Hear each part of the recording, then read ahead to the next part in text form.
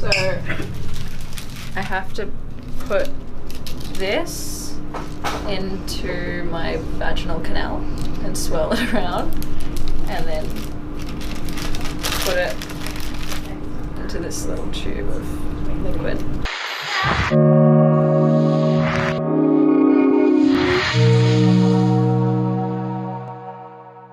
I'm Quin and I'm the social media manager at Channel Void, and I'm going to get an STI test today, and you're going to come with me. I usually would get tested every couple of months or every time I sleep with a new partner, just because you really never know, and it's always better safe than sorry, especially like I feel like I have a responsibility to my sexual partners to, as I would expect they do with me too, to be taking responsibility for that. My friends are also pretty good with getting tested. There's definitely the few that I'm kind of like always pushing to be a bit more responsible.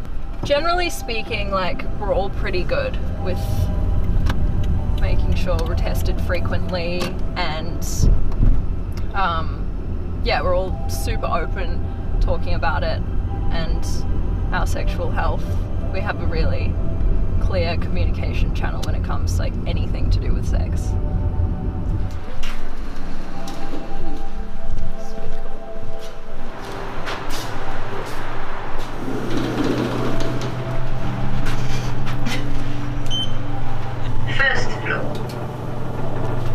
My name's Tonya Coren, and I'm a GP with an interest in women's health. So tell me, what's brought you in? I just wanted to get an STI test. Yep, for sure. I think that's a great idea. And do you have any symptoms yourself at all? No. Have you got multiple partners or one partner? So, and tell me, do you use contraception at all? No. No? And so what do you do for contraception? So do you use withdrawal? The pull-out method. Yep, withdrawal method. So that's fine. That is a form of contraception. The only problem with withdrawal method is that there can be sperm in pre-cum. Yeah. So you've got to be really careful. So with a sexual health screen, what we would do is we think about chlamydia and gonorrhea and mycoplasma, which is another sexually transmitted infection that we're seeing more and more commonly. The other thing is that we have to also be mindful of any blood-borne viruses. So that's hepatitis B, hepatitis C, HIV and syphilis. So what's the difference between swabbing and urine? So just this, they're picking up the same test. So they're looking at the DNA of the infections. You know, the thing about the urine is that sometimes, especially with females, is that sometimes it's not as sensitive as a vaginal swab. So that's why I'm really encouraging for women in particular to do the swab. If you've got any symptoms at all, and if you want me to have a look, then I can more than happy to use a speculum and actually have a look and take the swabs myself. Or if you're not needing that, then you can actually do the swabs yourself. So that means that it's basically you insert the swabs into the vagina, swizzle them around, and then you put them in the container, and then you're done. So if you were under 25, it's because the new pap smear guidelines have changed. So now over the 25, you would just make sure also that your pap smear is up to date. And also then thinking about what you want to do from a contraceptive point of view. Yeah. Because we do have treatment for chlamydia and gonorrhea, but we are also getting increased resistance to these infections. So we're needing longer antibiotics and different combinations of antibiotics to actually get rid of them. And then you've also got to take into consideration herpes and genital warts, and both of those infections, if you catch them, then you can't actually, they're usually with you for life. What is the test for herpes? So the test for herpes is that this is the problem with herpes. So if I did a blood test and it showed you're positive for herpes, that could mean you've got a cold sore, that could mean you've got genital herpes. So that's in blood tests. Though. Yeah, but it's a Pandora's box. Right. So unless you've got an active lesion, I don't test for herpes.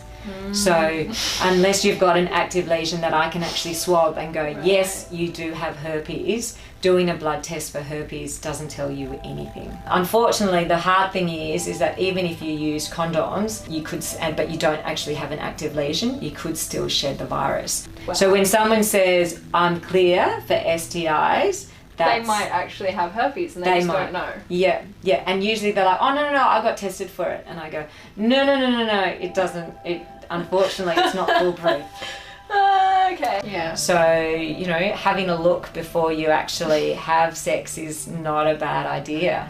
Hold on 1 second. Actually, I just need to have a look. All right, we're good. You can go in now. Usually it takes about 48 hours, 2 to 3 days to get the results back. So it would be awesome if I could then book you in so we can then go through all your results. Cool.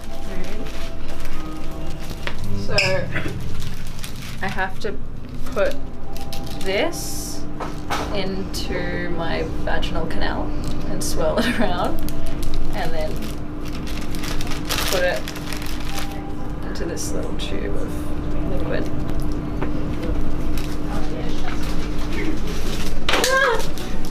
I'm all good. Bye. Ground floor. I have my referral to go get a blood test to test me for syphilis, Hep C and HIV, but it's closed. So I'm gonna have to do that tomorrow. I feel so good having gone and chatted to Tonya. She was so just like non-judgmental. I think maybe because she specializes in women's health, and it really did make a big difference to my experience of chatting to a doctor about sexual health as a woman myself. Get tested!